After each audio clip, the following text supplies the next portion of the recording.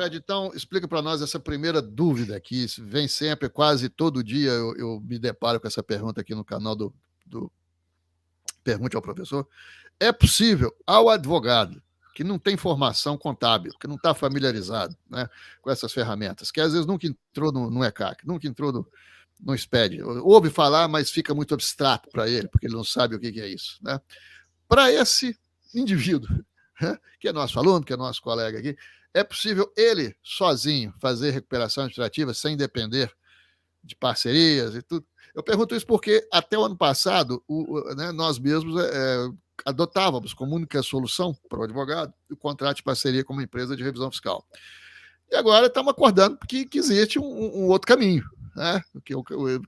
E vou te perguntar a respeito da viabilidade desse caminho, né? Se é possível, então, o advogado não fazer um contrato de parceria e ele próprio, com o escritório dele, desenvolver esse trabalho? Explica para nós. Olha, eu vou te falar não no que eu acredito, mas no que eu vejo, tá, na prática. Eu atendo advogados aí no Brasil inteiro e é um movimento cada vez mais forte a atuação dos advogados na esfera administrativa, tá?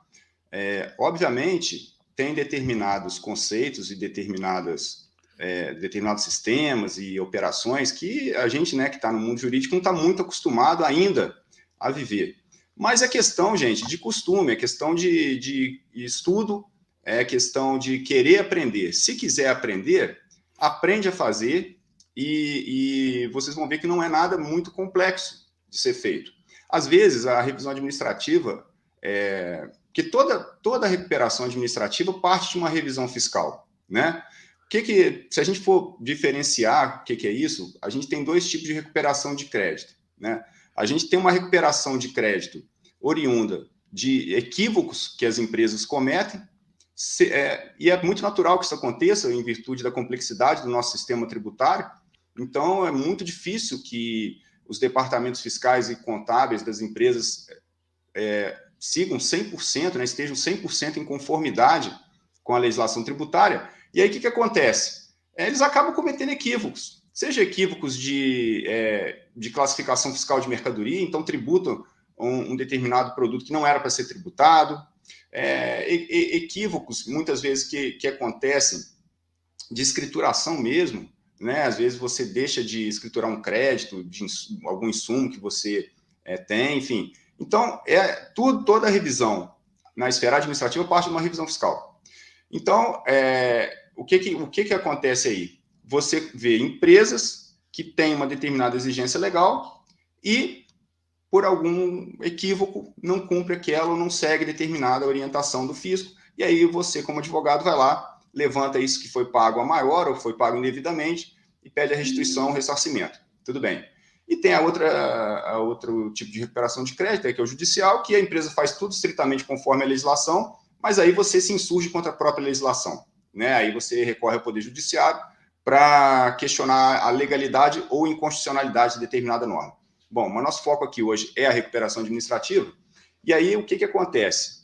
A recuperação administrativa, eu sempre advogo que ela tem que ser colocada no mix dos escritórios de advocacia, porque os honorários vêm mais rápido, né? É um procedimento mais ágil do que você depender do Poder Judiciário para ganhar determinado crédito. E o que eu tenho visto é que cada vez mais advogados têm se preparado para atuar nessa esfera, porque isso é super interessante para o fluxo de caixa do escritório, até mesmo para a conquista do cliente, porque você dá resultado rápido, né? Você devolve dinheiro rápido para a empresa, e aí a empresa passa a te adorar, né? A partir disso aí, você pode emendar com N outros serviços, né? Você já conquistou o coração do empresário. E a partir daí, se você atua em outras áreas, né? Se você atua com LGPD, você pode colocar LGPD. Se você atua com direito societário, você pode entrar com planejamento, enfim. Porque você já deu dinheiro para o empresário. Então, é uma ótima estratégia, inclusive, de crescimento, né? Do negócio mesmo, né? De explorar oportunidades com os clientes. Bom, a gente tem várias formas do advogado atuar na esfera administrativa. Eu tenho casos aqui de gente que aprendeu a fazer tudo.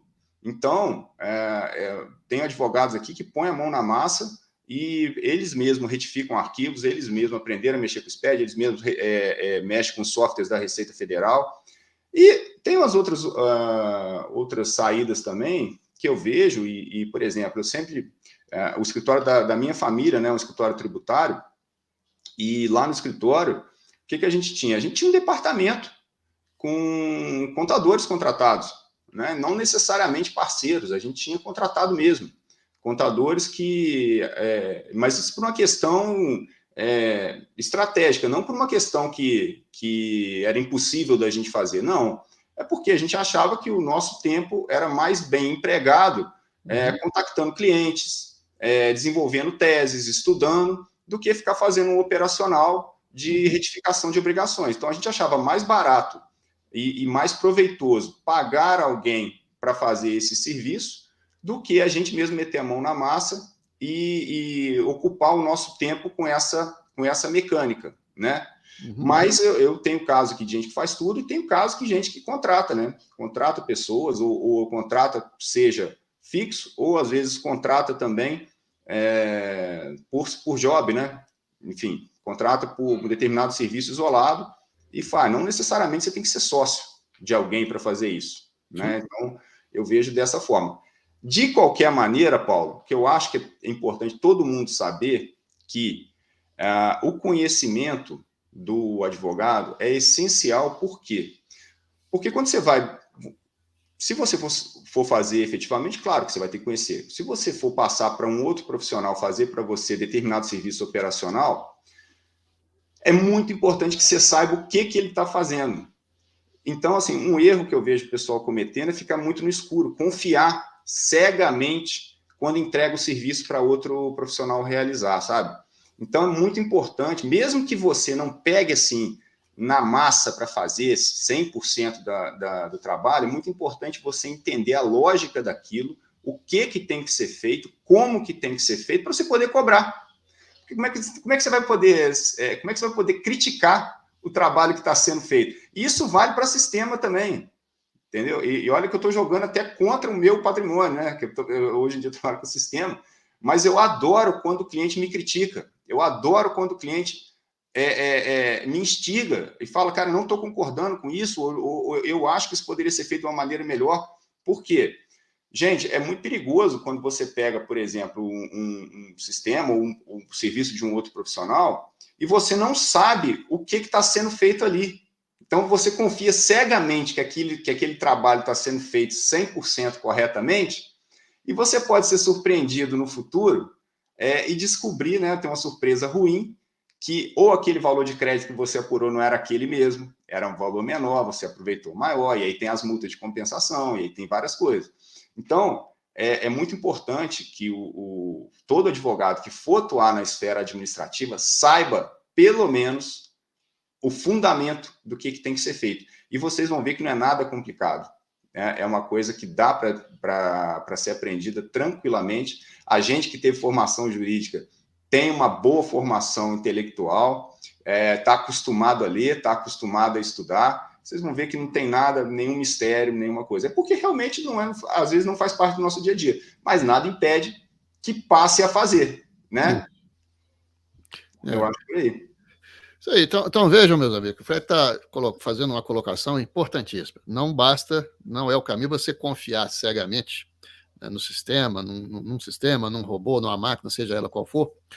Isso por si só não é suficiente. O conhecimento é essencial para que você possa formar o juízo crítico, né, do trabalho que a máquina está fazendo. Até porque você vai enfrentar questionamentos, vai enfrentar perguntas, a contabilidade da empresa pode te encher de perguntas. Se você não estiver estudando, não tiver, né, não estiver acompanhando, se atualizando, né, num curso como o nosso, por exemplo, você fica em má situação. Então, digamos, vou dar um exemplo, né, isso não vai acontecer com o sistema do Fred de forma alguma, mas veja a seguinte situação.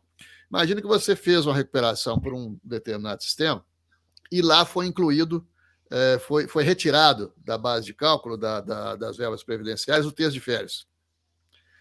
Se você não tiver atualizado a respeito, você vai se lascar, porque hoje a gente não pode mais. O STJ permitia, hoje o Supremo não permite mais. Se você não tiver atualizado com o assunto, você não vai ter o juízo crítico para falar com o seu desenvolvedor de sistemas. Isso aqui não pode mais não. Eu estou acompanhando a jurisprudência e sei que se você for nosso aluno, você vai ficar sabendo disso e vai saber criticar, né? Então, essa é uma visão crítica que você pode fazer. O texto de férias tem que estar fora. O Supremo já definiu isso. Agora, imagina uma outra situação que pode ser o inverso também. Você faz aí com o nosso sistema do Fred. Evidentemente, essa questão não vai acontecer, mas você vai ser questionado pelo contador. Ué, mas por que o cálculo aqui não está constando o texto de férias da retirada da base de cálculo das verbas previdenciárias? Se você estiver nos acompanhando, se atualizando aqui conosco, você vai estar com a resposta na ponta da língua, porque não pode mais. Até uns anos atrás aí podia, o STJ dava esse respaldo, mas agora o Supremo reverteu esse jogo aí, não dá mais. Então não podemos fazer e não vamos fazer, né? Então é uma associação da tecnologia com o conhecimento jurídico, né?